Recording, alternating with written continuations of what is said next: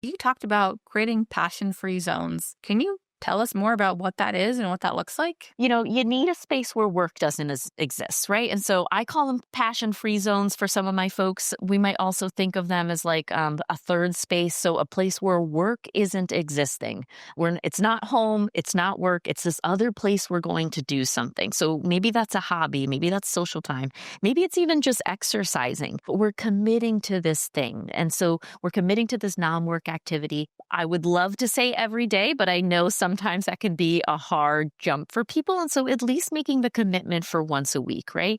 Having that space where not only you're cultivating your social skills, your interactions in another space, but you're also cultivating your identity differently. So you're giving yourself some space to enjoy life, experience yourself outside of this thing that has really, fueled a lot of your passion. And that can give you an ability to feel better about yourself, get perspectives outside of life. I think it's also important too, because it gives us an ability to feel inspired, to allow our creativity to kind of be out in the world as opposed to only just focusing on this passion. Welcome to the Child Free Wealth Podcast, hosted by Bree and Dr. J, Certified Financial Planner. Here we discuss life and finances as it relates to being child-free. This podcast is for educational and entertainment purposes only. Please consult your advisor before implementing any ideas heard on this podcast. Hey, Child Free Wealth listeners. Today we're diving into the hidden downsides of passion-driven work, how it fuels overwork, blurs personal identity, and even can blind us to burnout. Our guest, Jennifer Gray, is a licensed mental health therapist and entrepreneurial wellness specialist who helps high achievers build sustainable careers without sacrificing their well-being. So, Jennifer, thank you so much for being here today, and welcome to the show. Yeah, Bree, thanks so much for having me. I'm looking forward to this conversation. Absolutely. Can you just start out more by telling us kind of how you got into this career and who you typically work with, how you work with people? Sure, yeah. I actually started my career journey in finance similarly. I was just really good at numbers, really enjoyed it. But through my own personal therapeutic journey, just kind of realized like this isn't quite what I want to do for the rest of my life. I more enjoy sort of the personal side of things and the data side. So eventually went back to graduate school to become a licensed therapist. And so now I'm multi-state licensed. Pretty much realized right out of the game that there was this unique area that wasn't being served in mental health, which was business, money, entrepreneurship. Although most therapists are entrepreneurs, they don't typically have the business skills that are really necessary to make a business not only fulfilling, but sustainable. And so I quickly saw this kind of niche here, just being on both sides of the coin, and recognized, yeah, let's do it. Let's help folks have a more fulfilled career, personal life, the whole thing, so that we can move forward, not only better for us, but also better for the people we're serving. Yeah. And I think it was a good point out there. You said a lot of therapists are entrepreneurs, but they don't take care of themselves. So do you work only with therapists who are entrepreneurs or any sort of entrepreneurs? Yeah, I work with any sort of entrepreneur, usually folks who are in service industry. So most likely they're not selling a product, they're selling a service, or they're selling something that they specifically offer. But yeah, I get lots of people from all types of different industries, all types of different businesses, especially folks who tend to trend ambitious, high achieving, things like that. Can you tell us more about what that is? Because I know I have my definition of ambitious, high achieving, all those things, and many other people do too. But how do you define that?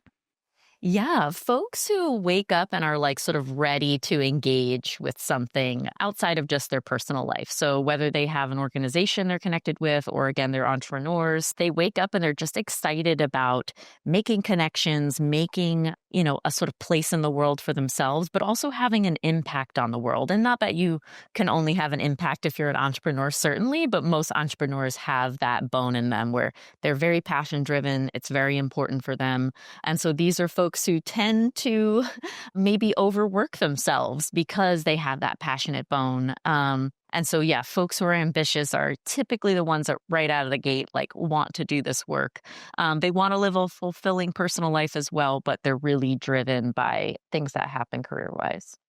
So you're saying me waking up in the middle of the night to work on things for clients because it just pops into my brain is probably not the right route to go? I would say probably not the best. The unique thing about being an entrepreneur is you do get to set your own hours, right? But that's also kind of the benefit is that maybe we want to make sure we're setting the hours that are best for us.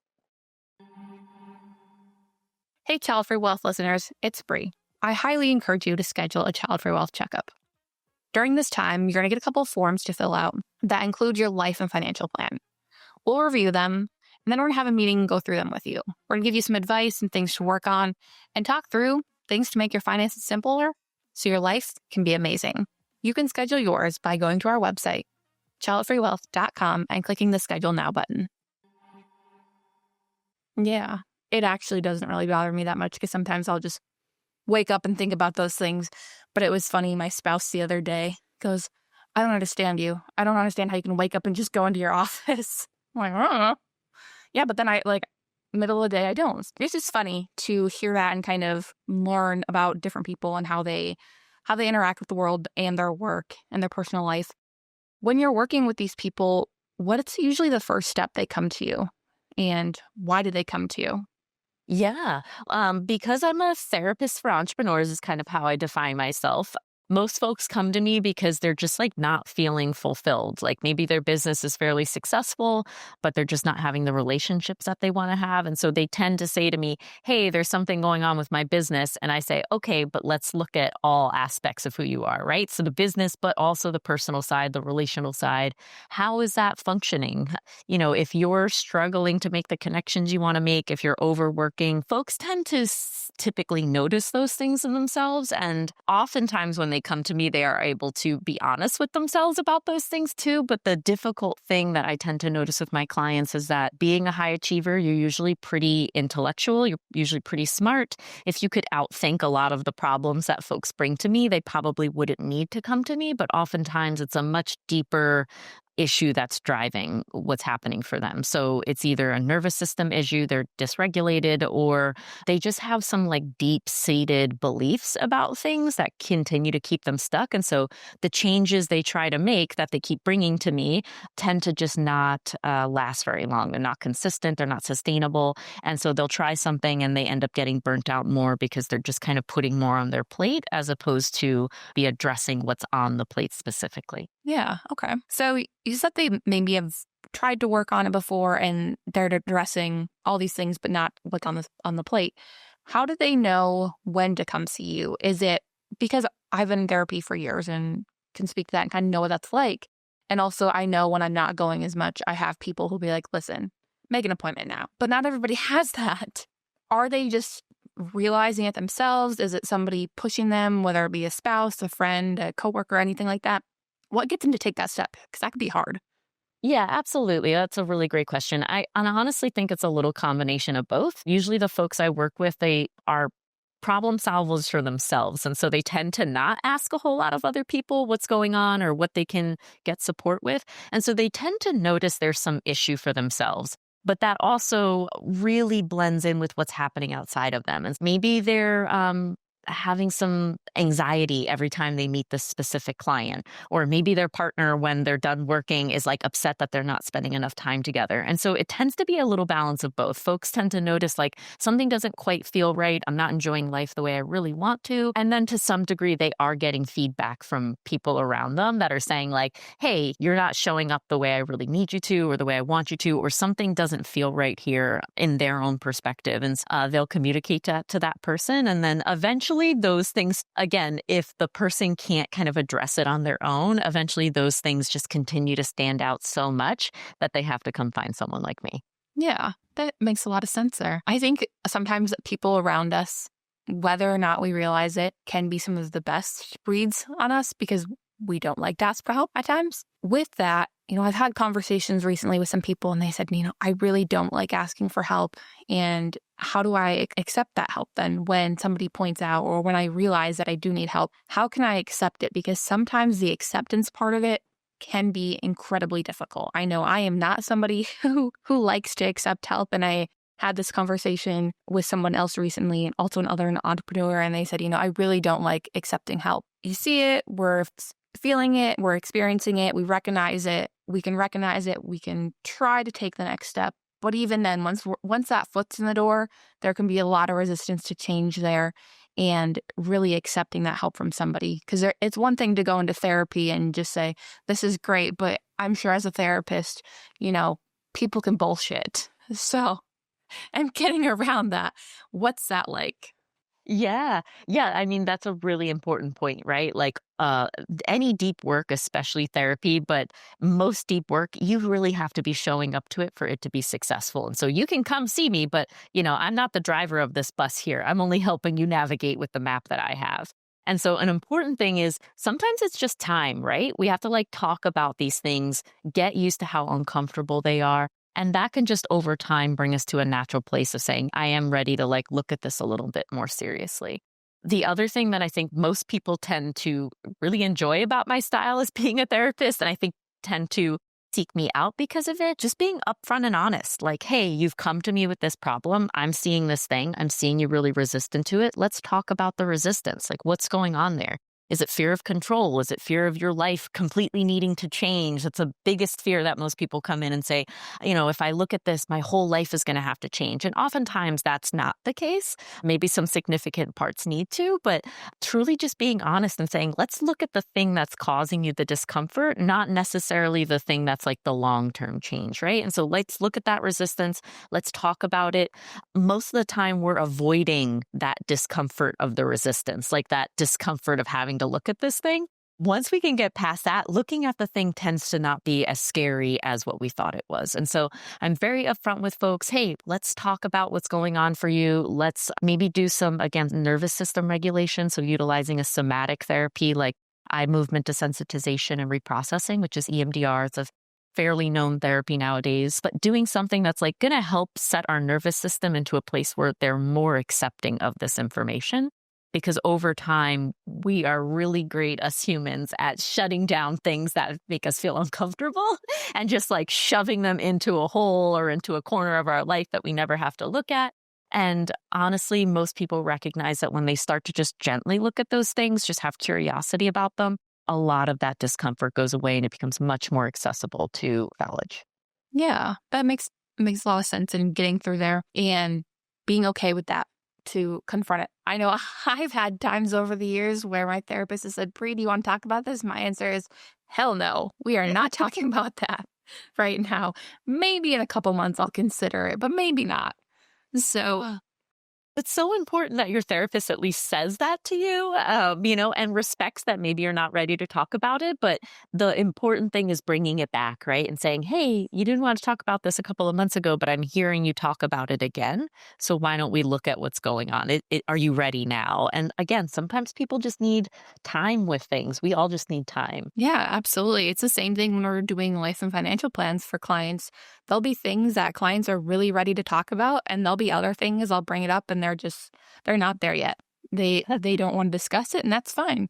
So it goes on a list of things we need to circle back around to in the future.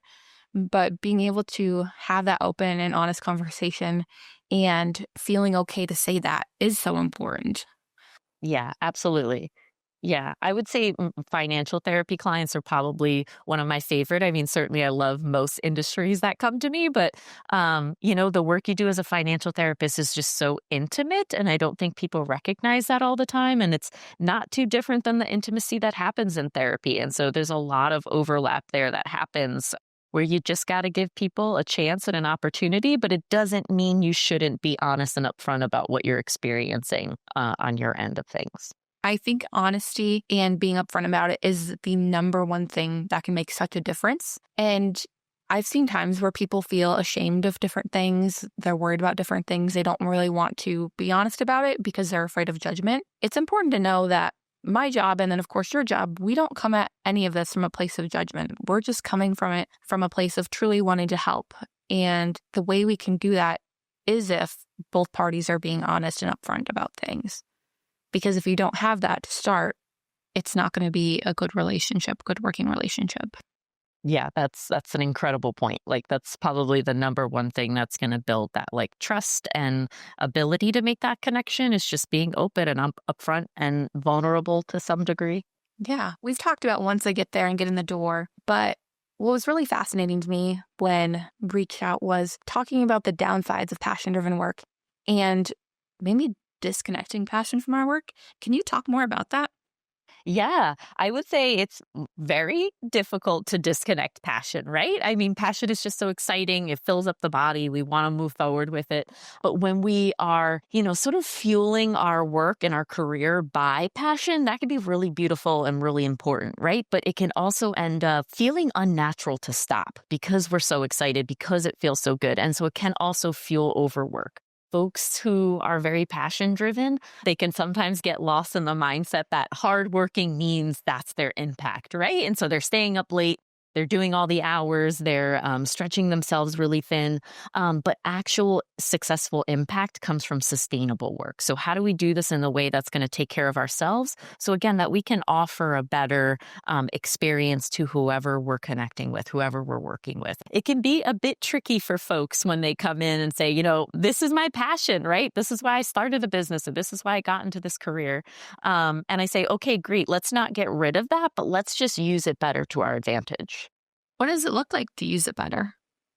Yeah, absolutely. I mean, one thing is, when you have better boundaries, right? So, like, you're making sure that your passion isn't kind of getting out of control. When you have better boundaries, that's going to be easier to show up differently in the other parts of the other roles that you have. I always say, if we are spending so much time in this one role, it can be easy for us to get confused that maybe this is also our identity, right? This passionate thing that we're experiencing, that we're engaging with, that we want to wake up and do as soon as want to start the day. Like, that's really beautiful, but you need to ensure that you're like enjoying cultivating the other roles in your life, because you're not just a passionate person. You're not just a business owner. You're a parent, you're a sister, you're a friend, you're whoever. You really need to identify what those roles are, because if you're going to get into a space where you're constantly being fueled by your passion, that's great, that's amazing. But you also don't know where to draw boundaries because maybe you're not paying attention to the other roles that are happening in your life. That can be really important to say, hey, where do we need to make some stopping points? Where do we need to have some better internal boundaries? Maybe we need to be more upfront and honest with the people that we're connecting with about what we can give and what we cannot give. And all of those things ensure that we can keep the passion fueled. We can keep it burning as bright as it once did. If we don't, then we're going to quickly get burnt out. And then the thing that we're passionate about, we can sometimes be irritated with, uncomfortable with, not wanting to do, questioning whether we want to even continue doing this. And I love working with folks who are definitely at that point, like, is this even really what I want to do with my life anymore? Because oftentimes they're just so burnt out that they're just looking to do sort of a simpler job, right? Like, go to their local market and be, on the cash register. Not that that isn't consuming emotionally as well, but, how do we take a job that keeps us up here, racking it up all the time, and do something that feels just a little bit more simpler? And again, that's usually not the case. We want to do the passionate thing. We just have to find a way to do it more sustainably. Yeah. And you mentioned boundaries there and confusing roles, especially for our clients and our listeners who we don't have kids. Maybe we have a partner or we don't have a partner. And it can be really hard to sometimes draw those boundaries because if soloists, it's just you and checking in on yourself. Whereas those of us in relationships, we've got a partner, but sometimes it can be easier, especially if you're both really driven by your work too. You just kind of feed off of each other of, oh, yeah, I got to keep working, keep working, keep working. So how do we draw those boundaries and actually put those into place? Yeah. Yeah. One thing I would encourage folks to notice is your energy, right? Like, if you are filling all of your small bits of time with things that just like use up your energy in a way that doesn't really feel good, then like, how do we renegotiate that? So, like, how do you do the deep work when you're feeling the most energized? How do you, and whether that's through the day, through the week, through the month, like paying attention to when those ebbs and flows happen for you, right? And that's important because once we start delegating our energy onto sort of the things that we're prioritizing differently, that's going to help us to also have energy to show up for the people around us. And you're right, when we're a solo person and we don't have like that feedback, or we even have a partner who are either super driven or maybe just very independent, and it's just easy for you to kind of go off on your two places.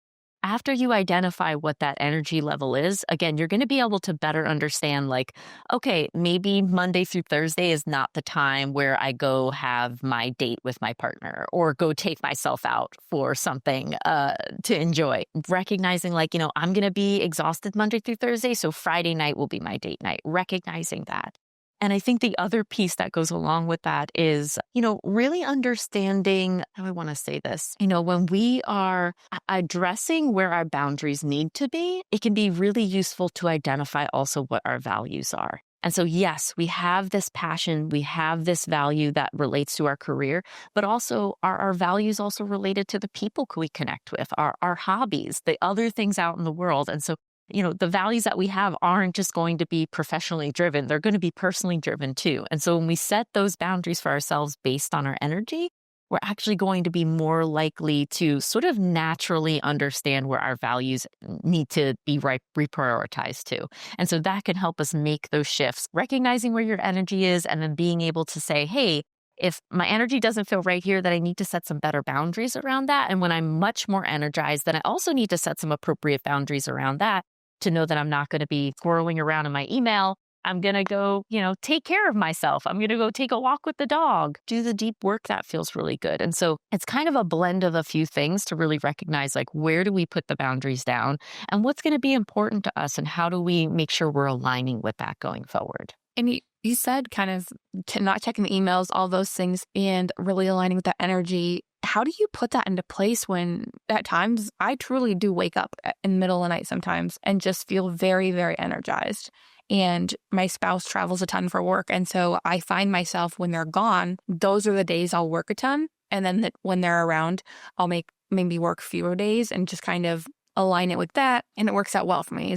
I have meetings, I go to my meetings, I do all those things. But that can also be not necessarily the best in the sense of spreading things out, because then we're piling things on certain days and we're not putting on other days. How do we take and make those boundaries tactical once we've identified where our energy is and kind of how we want it? Because that's where I see a lot of struggle is, you know what you want, but you don't actually know how to make that step.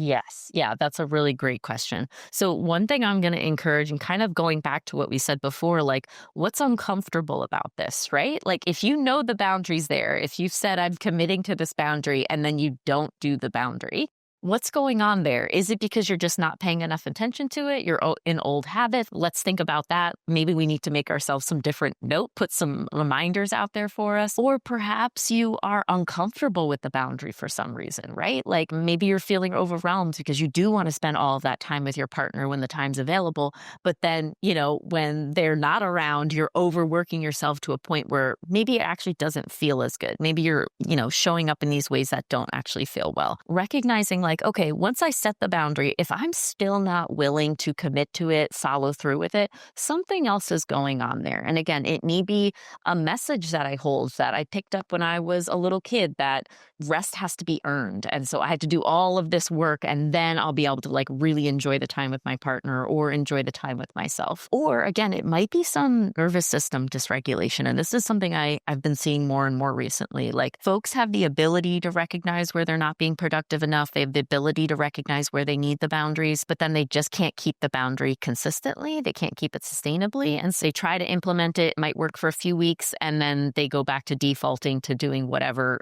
unhealthy or unhappy thing they were doing before. And that lets me know like, okay, something's going on here. Your nervous system might be operating from a place of anxiety and stress and maybe even survival to some degree. And that's not something we can outthink. That's not something we can say, oh, I just need to be more productive or I just need to commit better to these boundaries. That's something that you need to probably do some more deeper somatic work on to just help regulate the nervous system.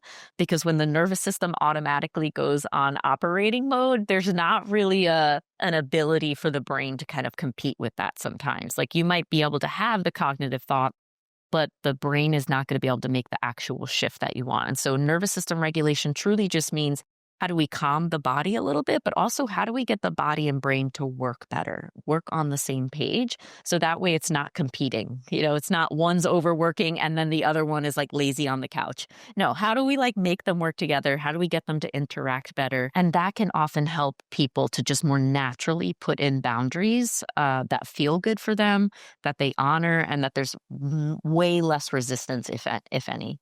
What does that work look like? What are the things you go through, questions you ask, practices you have clients work on in order to make those changes and stick to them? Yeah. Yeah. Really great question. So I always like to start with kind of like the surface stuff, right? Like, let's look at your calendar. If you don't have specific blocks for certain days where you're going to see clients, first where you're going to do deep work, first where you're going to take care of yourself, like, let's look at some of those things. Some people are just so used to, especially when they come from like a 9 to 5 corporate lifestyle and they transition to being a business owner, they can really recognize, like, I'm still operating under that same mode where I think I have to work 9 to 5, Monday through Friday. And that can be useful sometimes, but oftentimes, like, the reason you become a business owner or the reason you get into a career that has more flexibility is because you want to be able to enjoy that. You want to have more autonomy in these things. So sometimes we're just looking at the surface stuff to begin with. Where do we make these changes? And then it's kind of like a curious experiment after that. Like, are you able to make those changes? Did that feel good? Was there resistance to it? Did you think about the boundary and say absolutely not and go do the thing that you're used to doing? Those are all good signs to say something's going on here for me. Another thing I like to encourage folks to do when we're in that experiment phase is really notice like what's happening in your body. And this can take some work to kind of get used to make a connection with, because if you are a super ambitious person, there's also a good chance you don't have a very good sense of what's happening in your body because you're kind of used to living in your head. And so there might be some practice to really sit down and think, wait, what's that feeling when I sit down in front of this client I really don't enjoy working with? What's happening in my body? Oh, it's anxiety. Where does that anxiety live? Oh, it's in my chest. What does that feel like? And really like painting a picture for yourself of what that internal experience is like.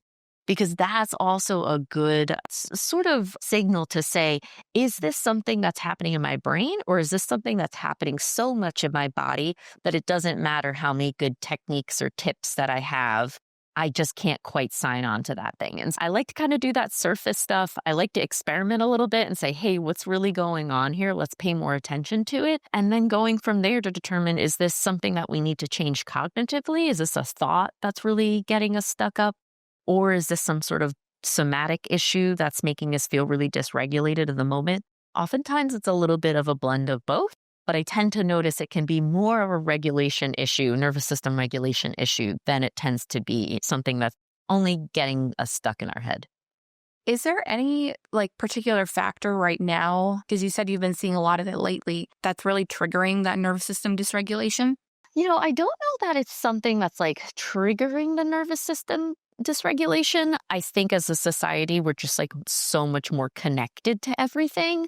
Information is so much more accessible for us. And so if we're not paying attention to how we process things, how things land on us, if we're taking in the nightly news and it's stressing us out and we're not doing anything with that stress, that's going to cause us to have like a dysregulated nervous system. But I think that the reason I'm especially seeing the trend in it is because I think as a society, we're also just becoming much more aware of it. That for many years, for many decades, with the exception of maybe our ancestors, we have just really been living in our head and we have just kind of been avoiding any emotional discomfort that's been happening for us. And truly, that's just been out of survival. If the generation before you doesn't know how to take care of their emotions, they're not really going to be able to teach you how to take care of them. And because we've had wars, issues, societal uprising for many, many hundreds of years, that only builds up over time. And I think we're finally coming to a place in society where we're recognizing like who we are as a human is body and brain. It's not just brain. It's not just survival. It's not just success. It's how do we like survive and thrive through things as well. And so I think it's a little bit combination of like us being super connected and maybe not knowing how to process things in a way that actually feels good and gets it out of our system. But also I think us just coming to more of an awareness that we don't have this body-brain connection the way that we really need to and should. But we also don't really have great information out there yet as to how to take care of that. And so a lot of people are coming to a place of recognizing, I'm a problem solver. And so I'm Googling and I'm reading and I'm learning listening to all the podcasts to try and fix the situation. And I just can't get to a place where I feel regulated, happy, content on a day-to-day basis. And so they come to therapists and say, why don't I feel okay? And we say, well, you got to look at the whole thing. And that's kind of where we start with it. Okay. So it definitely is a whole lot of combinations, factors. You mentioned watching the nightly news. I do not watch the nightly news. I will tell that to anybody and everybody. I do not watch the news on TV specifically for the reason of I feel very dysregulated when I do. I read a lot of things. I'm consistently reading a ton. And I realize that the way I feel reading versus the way I feel watching is 1,000 times different. And I feel so much better and I can digest information properly without getting dysregulated if I read the news and read information versus watching everything on TV. Yeah, that's a really great self-awareness. It's not that you have to cut the news out of your life completely, right? And sometimes people go to that extreme. They say, this makes me uncomfortable, so I'm just going to cut it out completely. And I can say, and let's figure out a way to make a connection to it, but in a way that feels right for us. So maybe we need to have some boundaries. No news on TV, but I will read the news in a newspaper or I will read the news online. And so I think it's all about experimenting. It's all about being curious with yourself, right? There's no one way to exist in this world. And that's sort of one of the beautiful things about being human. When you're ambitious, when you might be type A, perfectionist, tend to want the instructions. You tend to want the formula that's going to get you from A to B. And that's not really how being a human is. Yeah. Humans, I think for many of us who are very A students, it can be really hard because you know exactly what to do all throughout school to get that A, to get that gold star that we often talk about. And then you move on, you're entrepreneurial and you're just doing all these things and that's not there anymore. You have to figure it out along the way. And that can be really, really hard. And I think part of that can be part of going from that, I know exactly what to do to get the A, to having to figure it out, can be part of the reason people end up in burnout and then justify that as part of the process. What do you think about that? Do you see the same thing? Am I maybe off base there? Yeah, no, that's completely accurate. Not only passion-driven work can tend to make us personalize the work we're doing, but really just when you are the type of person where you just sort of want the answer, you want to move forward with things and you don't have that built-in support, you might at an organization or you might in other situations, you are going to personalize things quite often. And it's going to feel hard to step away from that, especially when you've already built so much of your identity around this one thing. And so it can be really painful for people to recognize, as wonderful and important as this thing is, you have to set up some space around it so that you can feel a little bit better, so that you can have better balance, because it is way easier for us to justify toxic work culture, burnout, like things that are not good for us because, you believe in the mission or this is just part of the process in being a business owner or doing passion-driven work. And it can be really easy to just say, but this is what I have to do to get the end result. But there are other ways to get there to get the end result. But if you're only used to doing it this one default way, because that's how our society teaches it, you're going to eventually come to a place where you say, this isn't working. And that could be especially scary if that's how you feel like you became successful, right? Like if you feel like this is how I made my success, you're not going to want to give up that tool, that technique, that personality trait, however you're defining it. But the reality is that we don't have to give it up. We just have to modify it again so it works better. So it works in combination with us, not against us all the time. Yeah, I think that's really important there. You said how it can work for us, not against us, and figuring that out. It goes back to what you were saying earlier about testing different things out, testing out to see how things feel and how things just work. And maybe you try something, it doesn't work, and you got to try something else. And that can be kind of scary and kind of difficult at times to do that. Yeah, absolutely. Especially when, again, you've built so much of your identity around this one specific thing that you feel you're really super good at. And now you have to go try something that maybe you've never tried before. Maybe you're not going to be so good at. But I love to remind people that, like, life is the journey, right? Like I always say to folks, I've never tried this thing before. So either way, it's going to be an adventure. Like I'm either going to like it, I'm going to want to try it again, or it's going to be a story I'm going to have to tell about this time where I was not very good at this thing. And so recognizing like, yeah, it's all about trying things out. It's all about being curious, but that also naturally is going to cause some discomfort, some worry, some trepidation. Something I like to encourage folks to do is using like the worth it test. Like, is this worth it? Yeah, is this worth it? Does it feel good? Do I feel energized by it? Yeah, if I'm feeling a little nervous and that nervousness is kind of normal in the sense of I haven't tried this thing before, is the adventure and experience worth it to me? Like, those are also important questions. If the worth it test is telling me it's a resounding yes, that's a good information for me. That's good information for me to take in. But if it's saying, oh, I don't know, I'm not really sure, I'm not feeling so great about it, that's an important thing to also say, hey, is this because I really don't want to do it? It's really not aligning with my energy. It doesn't align with my values. It doesn't fill me up. Or is this kind of that normal experience of, I'm just not really sure I want to try this out? And all of that is just important information for you to take in your self awareness to better understand how to make the next decision. With that, the worth it test, let's say I do something, I think it's worth it in the moment. Afterwards, I do it and I'm like, that was awful. I don't want to do that again. How do I prevent resistance to then trying things again and even saying that something else is worth it? Yeah.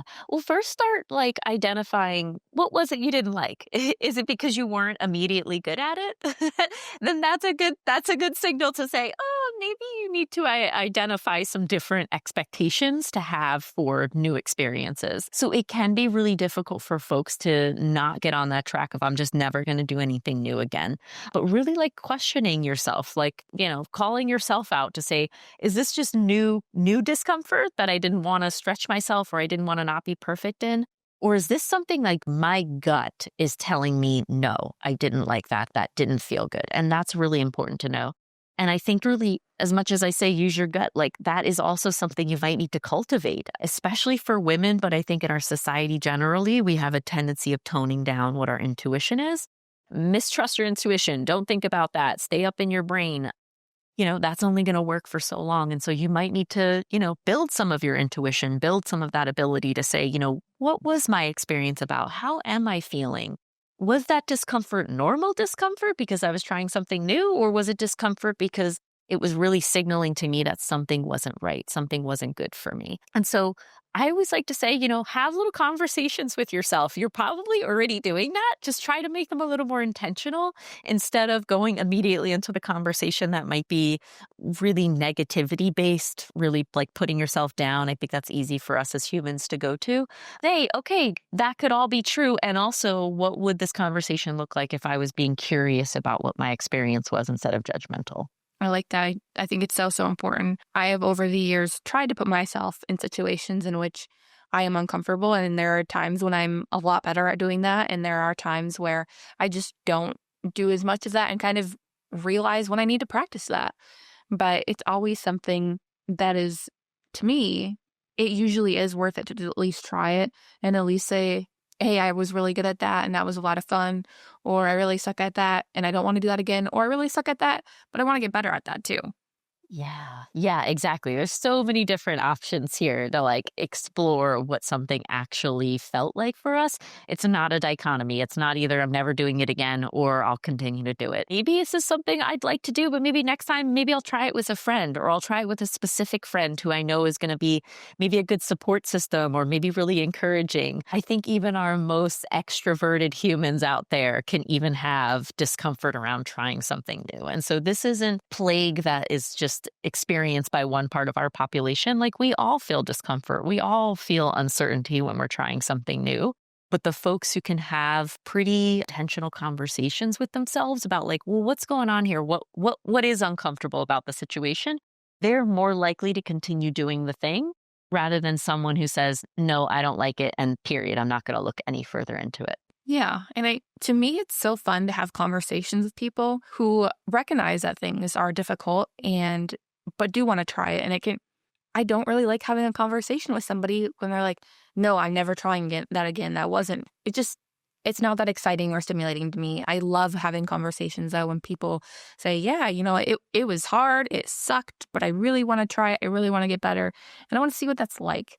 Because to me, that is so incredibly stimulating and just fun to watch people in their pursuit of different things that maybe I'm not good at.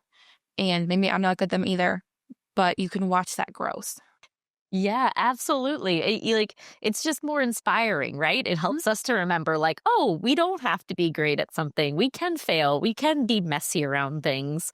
And truly, like, so much of life is lived in the messiness. And so, yeah, if we can get a little more comfortable with that, if we can share that discomfort with other people, I think that can be something that's just really easy for us to get in like a shame place about, right? Like where we don't want to tell people something that was uncomfortable or something that we're going through, especially when we are driven by our passions, but we're struggling with that passion for whatever reason. Like that can be uncomfortable to share with people because we're worried about that judgment. But actually, like the connection, the excitement, the inspiring parts of life is when we're able to share that with each other. When we're able to be just a little bit vulnerable, a little bit honest, and say, hey, this is what my experience was. And I'd love to share that with you. I'd love to talk about it. And just being able to hear other people's stories. I mean, I think that's where we really, not only feel good making connections with other people, but we feel good about ourselves too, because we see that life is reflected in kind of the messy parts. We see that in other people. Yeah, that's so incredibly important. I have one more question that I wanted to ask you about. So you talked about creating passion-free zones. Can you tell us more about what that is and what that looks like? Yeah, absolutely. You need a space where work doesn't exist, right? And so I call them passion free zones for some of my folks. We might also think of them as like a third space. So a place where work isn't existing, where it's not home, it's not work, it's this other place we're going to do something. So maybe that's a hobby, maybe that's social time, maybe it's even just exercising. We're committing to this thing, we're committing to this non work activity. I would love to say every day, but I know sometimes that could be a hard jump for people. And so at least making the commitment for once a week, right? Having that space where not only you're cultivating your social skills, your interactions in another space, but you're also cultivating your identity differently. So you're giving yourself some space to enjoy life, experience yourself outside of this thing that has really, fueled a lot of your passion. And that can give you an ability to feel better about yourself, get perspectives outside of life. I think it's also important too, because it gives us an ability to feel inspired, to allow our creativity to kind of be out in the world as opposed to only just focusing on this passionate project that we have. And so having some passion-free zones where work doesn't have to exist, where we can do whatever it is that feels good or we're learning or whatever that growth piece is for us, and then just committing to engaging with it at least once a week or a few times a week. Daily is amazing, but again, not all of us have that capacity to do that. Recognizing where your energy is and where would feel right to sort of enjoy life a little bit more, and then making the commitment to engage with it nearly as much as you do the passionate stuff. Hey, listeners, like what you're hearing? Don't miss a thing. Sign up for the Child Free Wealth newsletter for weekly tips, tools, and podcast updates. Head to childfreewealth.com/newsletter to get on the list. Yeah, I love that, having that space there. Can you give some tips for people who, because we're such in a remote world now, we don't really have two spaces, Our home is also where we work and then might be where we do the other things. How do we put that in such a remote world where so many people are working from home? Sure. Yeah. If you have a situation that you can close off your passions into a specific room, right? And so if you have the privilege of having several rooms in your house, saying, okay, that's the room I do all my passionate stuff in. So once I leave there, that's it. I'm separating that space. But I think for most people, when you're working from home, when your first and second space are the same place, I really, really encourage people to find something outside of their house. So go to the local library, go to the local cafe, like, even if you bring your laptop there and do a little passion inspired work, fine. Try to bring a book. Try to bring a coloring book if you feel okay doing that in public. Doing something outside, but that is easy to get to, is easy to make a connection to. So we're not saying drive a half an hour to go to your nearest park and go for a hike. We're saying go to the coffee shop. That's like a 10-minute drive. Maybe it's a 10-minute walk.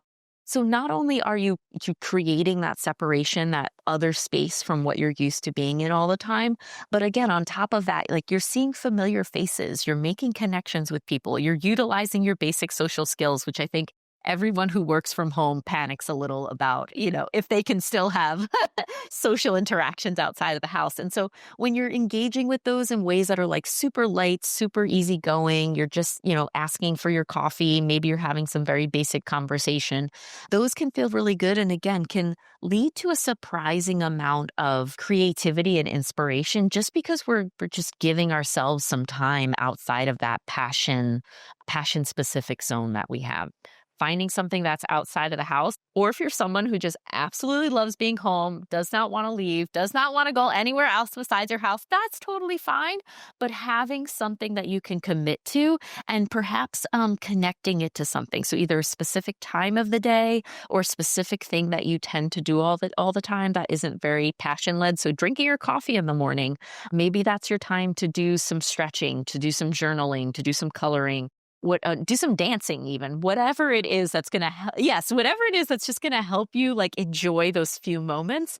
That's fine. You don't have to leave the house to do that, but you do need to make that commitment to say, I'm spending time here doing this that's passion related, and then I'm going to do this that's personally passion related, and really just making that commitment to the two differences. Wonderful. Well, thank you so much for all you've shared and all the wonderful knowledge you've given us today. There's a lot to learn from this and things I can already take away for myself and practice working on to build a better work-life balance, because it can be really hard when you love what you do to shut that off at times. For those listening, where can they find you? Yeah. Find me on my website, jennifergraycounseling.com. I do have some social medias, but you'll find all of that through the website. Wonderful. Thank you again today for joining me, Jennifer. Yeah, thanks so much, Bria. This was a great conversation. If you enjoyed the show, please consider leaving a rating or review. We'd love to keep the conversation going. Please let us know your thoughts wherever comments are available, or email us at media@childfreewealth.com. To stay up to date, find and follow Child Free Wealth on social media. If you're interested in working with us, learn more by visiting our website, childfreewealth.com. We'll see you next time.